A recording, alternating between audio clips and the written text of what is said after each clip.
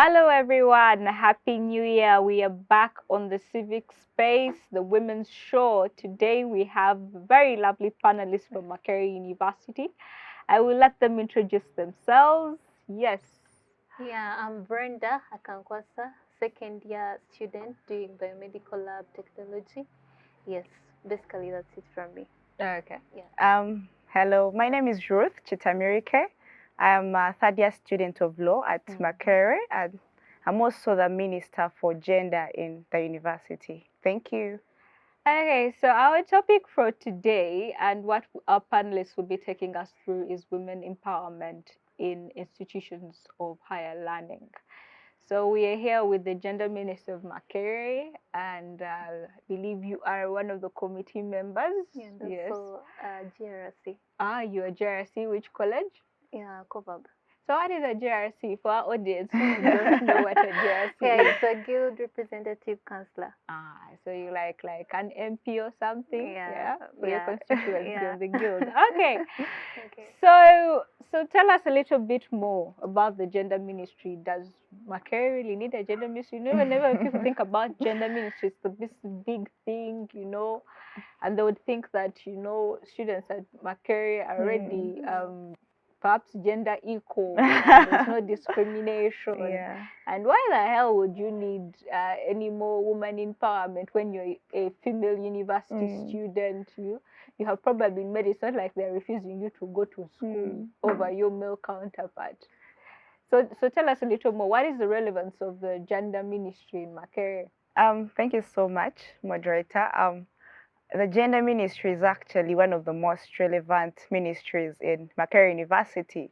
Makerere, just like the society we live in, actually there is that old adage of Makerere is Uganda combined. So the situation, the gender situation, or what women go through in Uganda, it is exactly what women have to go through in Makerere University. Whereas many people may think it's a society, it's a university, they're all land people. They probably understand some of these concepts of how society should be going in respect to gender, but it's not what it actually appears to be. We have quite a number of gender issues in Makerere, and this is one of the most relevant ministries. I do not know if you want me to get into Yes, the please nitties. do. Our audience wants to know what kind of gender problems would the university student really face, Thank you. The gender problems that we face in universities stem from when you step into Makerere on your first day.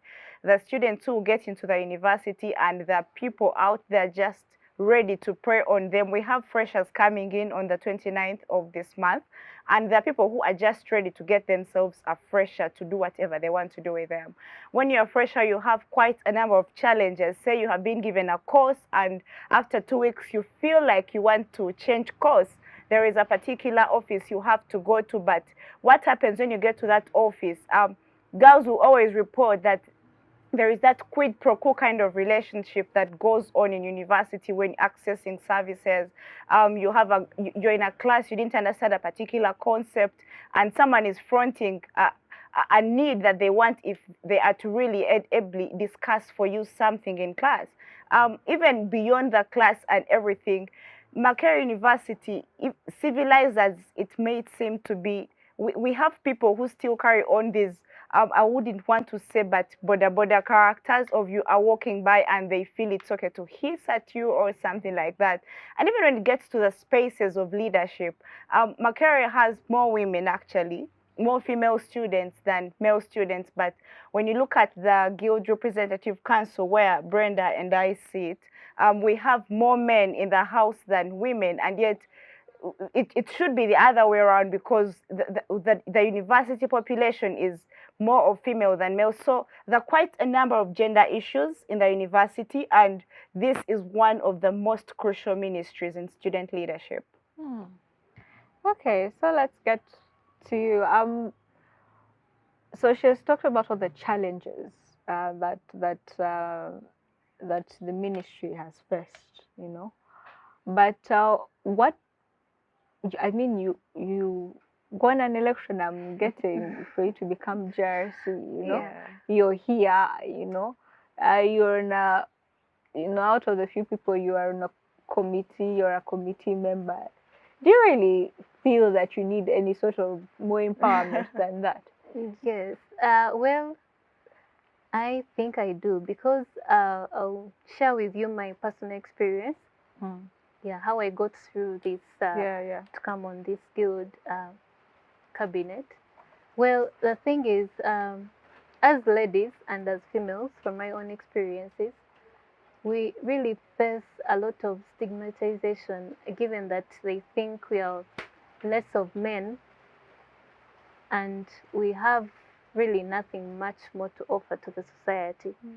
So I remember I was the only girl in the race among 5 men. Wow. So it was really a tough time for me, but regardless of that, I faced really a lot of challenges, a lot of they really put you down. They want, you're not supposed to stand. What do you have to say?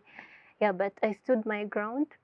And what I really encourage the rest of the females to do is to stand their ground. Yeah, and know what they want and go for it. Yeah, so as part of, as a member of the gender committee, one of the things, when we see such things happening over and over again, we sat and thought through it. And one of the things that we are planning to do, one, the university has already done its part somehow. For example, I have classmates that are benefiting from the university scholarship programs that they're offering for mainly female students, and which is a good thing. But also, as the gender committee, we are looking at actually creating a platform, given she has hinted on something of sexual harassment, so that students are able to share their experiences, because we realize that it is very hard for them to do it on the physical engagement with maybe the counselors of the university, but they would prefer virtual engagement. I can openly share with you and then I talk to you. Yes. And then also we are looking at doing surveys, but these surveys will be online surveys, so that we protect their information. Things, something concerning confidentiality of that information. Yeah, we make surveys and we see maybe how many students or how many female students have maybe have experienced sexual harassment. Yeah, and then we see how to go about that. Yeah, basically that's it. Okay. So Ruth, I'll get back to you. You know, she has hinted on sex for marks, and you see, Makerere has quite a reputation, in this country. Yes. I remember there was one time when constant, I think every month there was a story about sex for marks in the newspapers. It was around 2019 there. It has taken a rest, maybe because of the pandemic and most people not being on campus. Maybe. How far has Makerere gone in curbing the vice? Has it been successful? What are the challenges that it has faced? You know, do you feel that the university is doing enough? Okay. Thank you so much. Sex for marks is a totally interesting topic. Interesting and quite sad that someone has to pay tuition. They have to read so hard to pass an exam, but even when they are meant to pass that examination, because they're a girl and maybe someone looks at them in a particular way, they feel they have to do something extra, and that is go to bed with them so that they can get the marks they paid tuition for and they read so hard for. What the university has done, the university has what you call the Makerere University Gender Equality Policy. And one of the components of that policy is to safeguard and to create a safe space for students while in the university. And under this policy, they create what we call the Gender Mainstreaming Directorate of the university. And they have a policy called the Anti-Sexual Harassment Policy of Makerere. So in this policy, you see that the university has put in place quite a number of guidelines and protection measures to see that students are protected, especially female, even male, because they also have some go through these things, but to see that students are protected from such vices such as sex for marks. But we feel that is not enough because many students are still going through the same. I agree with you when you say it could be silent because of the pandemic, and this whole thing of making everything online and digitalizing the entire process. But we still have students going through. Recently, with a colleague at university, we were conducting a simple survey at the School of Education, and students are still reporting this even after the pandemic. So as the Ministry for Gender in the university, one, we acknowledge that when it gets to sex for marks, this is a highly class-related issue. And so we desire to work with all class representatives in the university because when marks are released, these marks firstly go through the class representatives. They serve as a bridge between the class and the lecturers who actually mark these papers. So we are looking at having a system in place where we can track down every mark that is missing and know which lecturer is responsible for this missing mark. Because usually sex for marks as a situation comes from that whole missing marks issue that a student now has to go to a lecturer's office to plead for their marks, and that is how they end up giving in for things such as sex for marks. So that is one of the things we are planning to do as a ministry, but also, as my colleague Brenda mentioned, we are looking so much at having in place a system where students can easily access help whenever they are faced with such challenges, have a helpline in place, have a website that they can log on to, and have a counselor or someone they can speak to every time they are faced with such. So that is what I can say for now from the side of the university and how the Students' Guild gets in. So how effective has it done? Do you feel that more people have come out? Do you feel the perpetrators have been brought to book? I wouldn't say much because the last case I closely followed when it came to sexual harassment was the case of Rachel Njoroge, and justice was delayed. I wouldn't want to say that the university has done the much. We could say the university has done much. I feel silence around this whole sex for mark situation has come because people no longer care about what sexual harassment is, what the manifestations of sexual harassment are, and also the pandemic that has caused people to be off campus. So even when they're facing these things, they do not know where to report because these offices have been closed and access has been limited. So I think it's incumbent upon us, Brenda and I, and other people of our committee who are not here, to make sure that we do a lot of publicity and campaigns around sexual harassment to see that when someone faces such a thing, they can easily come up and report. So let's talk about evidence collection. I have heard that for most of these perpetrators, the reason why they go free is because there's not enough evidence. Lack of evidence, yeah. What would you say to students out there who are, you know, the guy calls her to his office, there's no one around, perhaps he has taken away her phone so that she does not record, she's alone, he tells her whatever he wants to tell her, she goes. How best can students collect evidence? How best can they be able to say, I have the evidence to nab you? And how would you advise for them? Because there's also those who have evidence, and I have heard the stories, and both of you could give your perspective of whereby she goes with her evidence and they didn't take it away from her, and actually even reports her to the lecturer that she went and accused. So how do students go about that? Because I am told that one of the reasons that they do not report is because of incidences like that. So as a ministry, how would you advise? Do you have your own mechanisms of reporting, of evidence collection? Do you have like a script where you say that this and this and this? Do you advise students about how to collect evidence? Yeah, so as I dabble also as a lab technologist, I'll give my view towards that.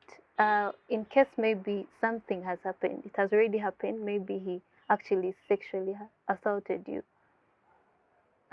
We usually advise them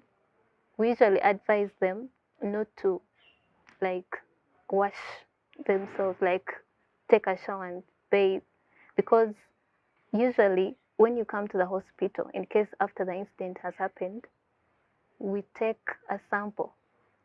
I call it a vaginal swab, so that we can know, because at that point, the sperms of the person maybe who assaulted you, they are still there, so we can actually tell that this is the person who did it. So that is in case something has already happened. You shouldn't really wash yourself or take a shower. Come immediately to the authorities and they take you to the respective place, and then they take an examination so that we can tell actually the person who did it.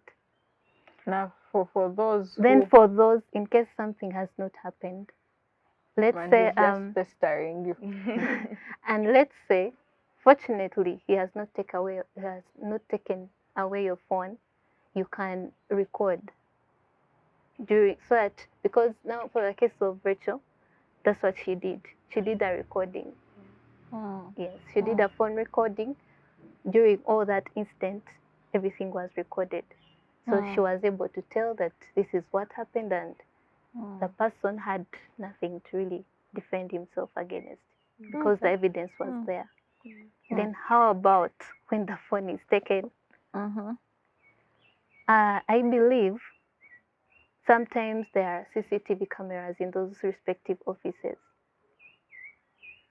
And one thing actually that... No, actually in Makerere there are no CCTV cameras. Yes. And that's actually what I think as the gender we should advocate for, that every administrative office should have a CCTV camera.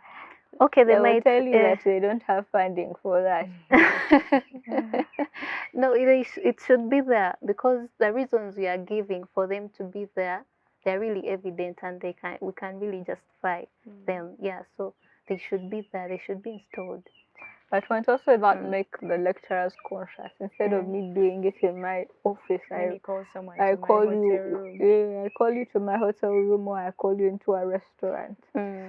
Yes, Ruth, you could.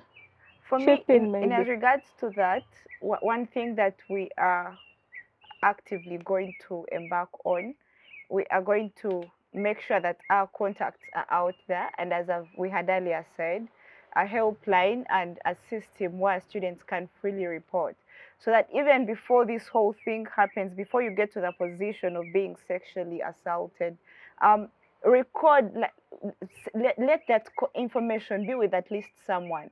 Because one thing that we have noted with sexual offenders, that most of these people are actually repeated offenders. You find that the lecturer being accused for sexual harassment by one student is the same lecturer another student is talking about. And usually most students know about this. You find that you go to a particular college and they say, with that lecturer, we all know, they all know, but even the people maybe who have had a personal interface with that person do not know that they can actually record and they can be helped. So as a ministry, we are looking at putting this information out there, so that when students find themselves in such a situation, they can easily report and they can easily share some of these details with someone even before that information is deleted from their phones. But also, as Makerere makes 100 years, we are looking at, as a ministry, these have been 100 years of trying to front gender equality. We have seen the history of Makerere from the motto, which was "Let's be men," and now we build for the future. So I believe this is an opportunity for all people out there who are passionate about some of these things, who are passionate about education of especially female students in the university, because sexual harassment is such a huge inconvenience, to come out and partner with us. We are open to partnerships, say with people who can help partner with us, especially with evidence collection, because sexual harassment it's a criminal offense, and as a person studying law, I understand that the proof of the burden of proof is beyond reasonable doubt. So where there is any slight loophole, that case is going to be withdrawn, and the student is not going to have any justice. So this is an opportunity for people out there who would love to partner with Makerere to come in and partner in a to come and chip in all the help they can bring in as regards to enabling students to collect evidence every time they are in a situation of sexual harassment. Okay, maybe just to help the audience get a context of sexual harassment, perhaps you can give us a definition before we go into the next topic. I would define sexual harassment as unwelcome sexual advances from a party.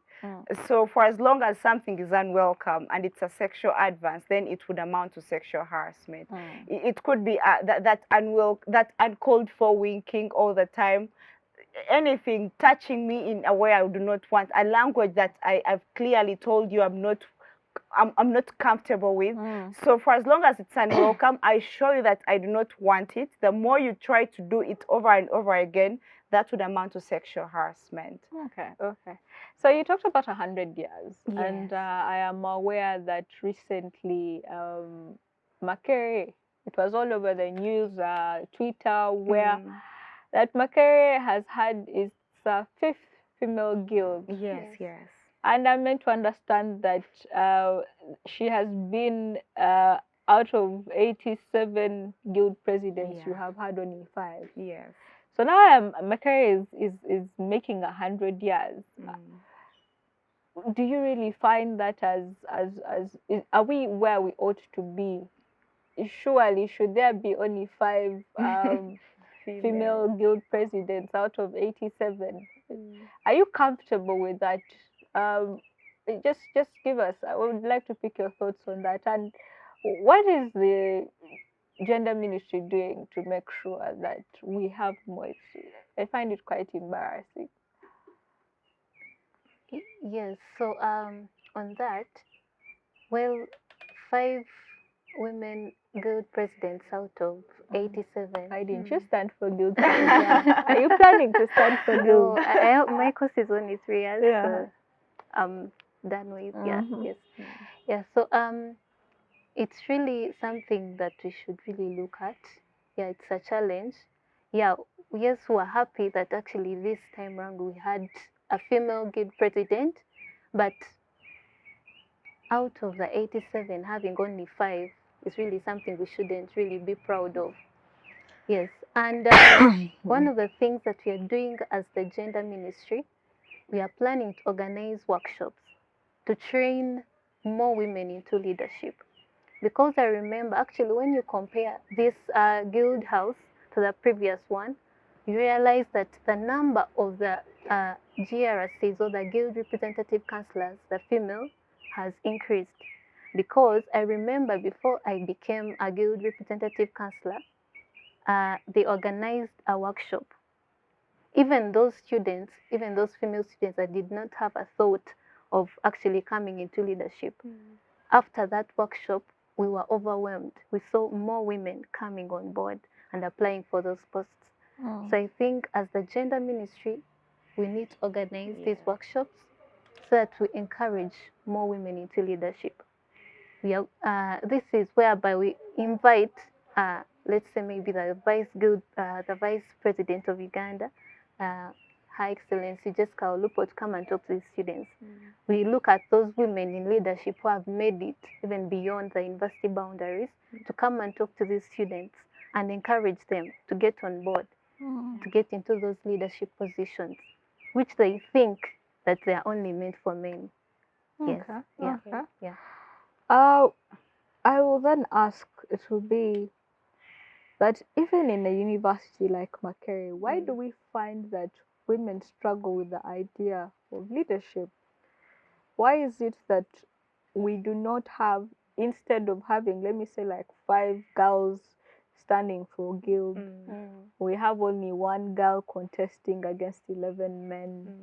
That there are some guild races where we find no female candidate coming up. Why do a university, or you think university students who are more open-minded, very liberal, why would they struggle with the idea of leadership, or female leadership?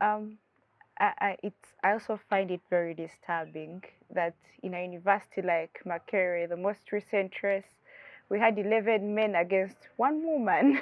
Quite absurd. But one thing I've realized that these students are not so divorced from the societies they come from. So society has made us believe that men are leaders and women are deputies. It's okay. I'm sure for all these 87 years, we've been having female vice presidents. Um, so society has made people believe that way, but as a ministry, especially in the 100th year of Makerere, we are going to take it upon ourselves to make sure that we do all we can to encourage women to come up for these positions, to do all we can to sensitize the society of Makerere, to make them know that it is actually normal for a woman to take on such a position. Women are not taking on these positions because they have normalized this whole women deputized thing. They have normalized it. Everyone thinks that for a woman to run for any position, it should be a deputy position. I remember when I was at law school in year one, we had a female who was coming for president, Makerere Law Society. Makerere Law Society is a place everyone would think it's a very liberal place. The law school has been in place for 50 years, and only one of the 50 presidents has been a female. So it's quite absurd that many people were encouraging her to go for the vice president position, and they would say, I would give you if you were vice president, but for president, no. So we find that it's a lot of hard work that we need to do to sensitize around normalizing having women in positions of leadership and power, but also us who have gotten an opportunity to lead, especially in this 100th year of Makerere. It's incumbent upon us to do the best that we can, because many people are not comfortable giving us positions because they think we cannot lead. So once given a position of leadership, let us do all we can to prove them wrong, and that way we shall be encouraging society and changing something about their minds that only thinks that it's men that can do something. Yeah. So let us now get into national politics. Of course, the students' movement has always played a role in our politics. Although of late, we seem to have taken a back seat, or you people seem to have taken a back seat. Maybe not particularly you, but the students' movement in general. With the current pandemic, and we have seen how it has really affected all over the education system. But perhaps particularly what speaks to gender as the fact that the high rates of teenage pregnancy, over 90,000 girls getting pregnant every day. As you know, students of Makerere, people that we look to, some say the highest concentration of intellectual matter in this country. Is it Makerere? What would you propose would be a way forward for perhaps the Ministry of Education in solving the issue of teenage pregnancies? As they prepare to open up, what would be your advice to them? And maybe you could also tell us if you plan to contribute to that conversation, or you plan to have some advocacy around there. You know, as young people who are interested in your country's politics. Yes. Yeah, well, as the 87th House was coming into power, we set our goals to achieve. And You mean 87th? Yeah. I'm happy to report that among the goals that we are looking at is something concerning the teenage pregnancies. And as the country opens for full school opening, one thing we should look at is how actually do we reduce these numbers of the pregnancies that have happened over time.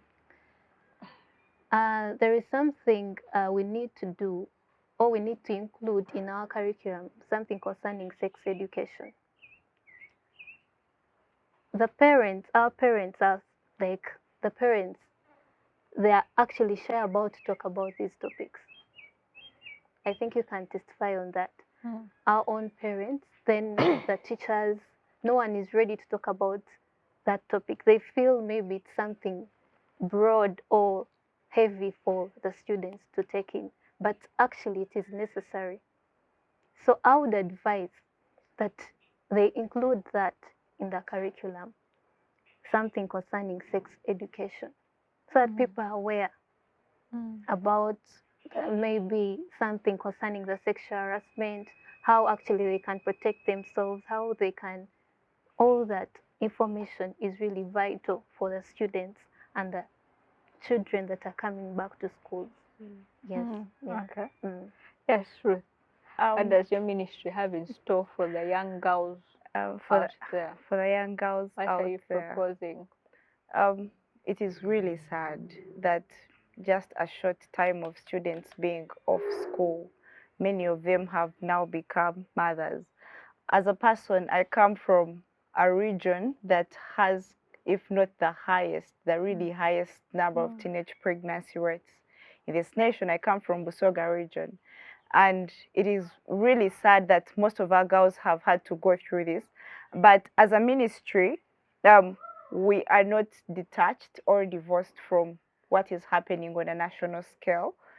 And what we must be doing right now as schools reopen, let it be upon us, even as students of Makerere, to dedicate some time a week, once or twice in a week, to go to a school next to you so that you tell these girls what the future holds for them. Because yes, we acknowledge that many are getting pregnant because someone promised to buy for them a packet of pads, promised to buy for them something that to you is a really small thing. But also what contributes to this distraction is that most of these young girls do not see something beyond what their family is going through at that moment. So I think it is very important. We have a very bad mentorship culture in this nation, and I think it is one of the things we have to do if we are to curb teenage pregnancy, because teenage pregnancy, in as much as many want to say it is the girls from poor families that are giving in because someone promised to give them a ride, even girls in rich families also succumbing to the same challenge. So it is important that one, the university or as a ministry, we are planning to do that, but it is also important that the Ministry of Education, in all their efforts to educate these girls, let them show them something beyond what they are studying today. Yeah. Do you find it, I find it very problematic as a person that when we look at the survey, that yes, there are some of these cases are because of peer-to-peer sexual relations, but most of these teenage pregnancies are caused by older men, you know, whether it is the shamba boy that was around the house, or let me say the plantation worker and the girl was passing by the plantation. They are mostly defilement cases. What does that say about our country? But what would you suggest? How do we protect our girls? What do we do? You know? Yeah, I think the laws governing these, all that govern around those particular issues of sexual harassment in this country, I think they are a bit weakening with time, because it really has taken some good time without hearing maybe this person has been arrested because of maybe has defiled this young child and all that. Yeah, so I think they should intensify the laws governing those particular issues, so that at least they create sort of intimidation or fear to the person maybe thinking of doing the act. Yeah, they really need to intensify them and actually implement them. Yeah, they're actually, I think, written in the constitution, but they are never implemented. Just after paying some meager amounts of money, then the person is released. So I think they need to intensify the laws. Yes. Okay. In addition to what Brenda has said, yes, we really need to do a lot with our justice system. You find that many people, actually girls in many places, are discouraged from reporting because they know we shall report this person, but the police is going to release them and they'll never arrest them again and nothing is going to happen. So people are defiled, people are raped, but they never report because we no longer trust our system, our justice system. So I think it is also important that policemen, or all implementers of whatever laws that could be there in as regards to pregnancy and defilement and rape. It is important that some of these people understand the gender concept. They must understand that humanity is a two-winged bird, and you need both male and female to prosper. Why are you protecting the male and letting the female always succumb to such predators? Yeah, I think that's very important for us. So I'll take you to my last question.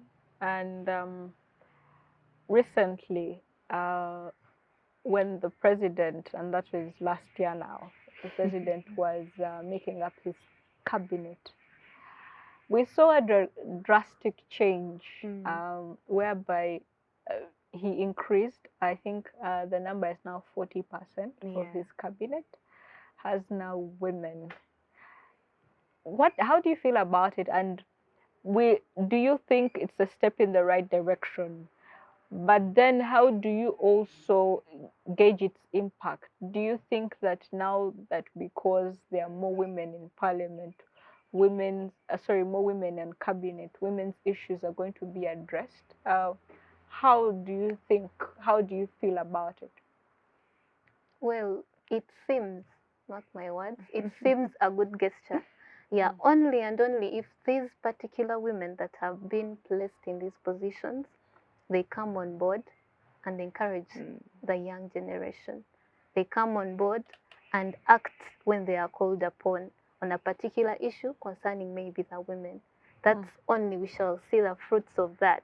But unless if these women go back to those seats and just hold the positions, the titles, and they don't really act when they are called upon, then it's just like sort of a simple reward to them, maybe for something they did. I also believe it's very important for these women who have taken up these positions to bear in mind the gender-related issues around each and every ministry. If you're in the office of the Prime Minister, you're dealing with things, you're managing disaster preparedness, the refugee crisis.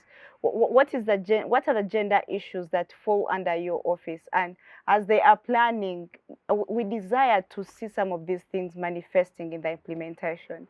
But because this nation has, again, like Makerere, has more women than men. So if we have more women on cabinet, we desire to have the concerns of women also chipped in whatever activities that particular ministry is going to do. But I feel it's a very good gesture. Our girls in primary school are having quite a number of more role models. We just pray they do the best, especially for women in this nation. It was going to be my last question, but just curiosity, and now that just remember, I'm talking to young women. How do you view the women's movement and and by women's movement I'm talking about CSOs and women's rights activists. How do you think we are doing in the fight for gender equality? Do you feel there's space for young people like yourselves? Do you feel that the women's movement is doing enough and is addressing the rights issues? Just give us a little, then we call it a wrap. Yeah, actually, concerning that, I would give my credit to Esther Virunji. She's running a foundation and she normally supplies sanitary towels to the girls, especially those in the northern sub-regions and all that. Yeah, I really give credit to her because she has really done some really good work. But what I really need is that actually more women got on board and they get on ground. Most women activists, they stop at going on TV. I say something about a women, someone cheers me up, and then I go back to my seat. But they really don't go to those areas that really need help. Now, when you go to northern Uganda, you really feel sorry for those. Because if we are to actually look at the rates or the percentage rates of teenage pregnancies, most of them are attributed to the northern region. So how about these women go there, like on the ground, and actually they talk to these ladies, they see how best they can help them instead of just talking about the issues and it stops all there. So yes, and perhaps on that point I will also note that there's a policy on free pads and that has never been implemented. Exactly. Perhaps you, as student leaders, should look into that and seeing true. how the ministry implements it. Yes, true. Mine, in as regards to the women's movement, I must say they're doing a great work because I'm a product of this movement. When I was 18 years old, I got enrolled on the African Women Leadership Institute by Akina Mama of Africa. I remember I was the youngest because starting age was 18 and I was 18. And then I later got onto the leadership program by Forward Forum for Women in Democracy. I've run projects funded by UN Women. So the women's movement is doing quite credible work. Maybe what I can say is that when they're looking for girls, when they're looking for people to enroll on their programs, they are saying 18 years. And so starting age is 18. But there is a long journey a girl has to take from, say, when she is 10 to get to 18. So there is that gap. The teenage girl is being left out in all this. You find that I'm going to get a very good mentor, but the only chance for me to get that good mentor is that I must have a USCE certificate. I must be at university. I must be an adult, 18 years. So how many girls are going to sustain or be in position to keep up with whatever they have to go through for them to get to university and learn of a program such as African Women Leadership Institute? So I think as the women's movement, we must be an intergenerational movement, and it is incumbent upon us to go down to these girls. I really have a big, I feel so much for the teenage girls because teenage pregnancy is a very big issue and it's a shaming for our country. So as women's movement, I feel this is a space we need to chip into, to see that before a girl gets to 18, we be there for her during that journey of, say, 10 to 18. Because that's even where the teenage pregnancies are. Exactly. So just give us your ending remarks. What do you have to say to the audience out there, maybe to the Makerere students out there, to the teenagers out there? What do you have in store? Just wrap it up. Yeah, concerning the topic we're talking about, I encourage the females, wherever they are, to speak out always. Speak out. Don't keep silent, especially when you're sexually assaulted. Speak out. We are here to help you as the gender ministry. Please reach out to us. We're going to leave our contacts with you so that you can reach out to us in case anything happens.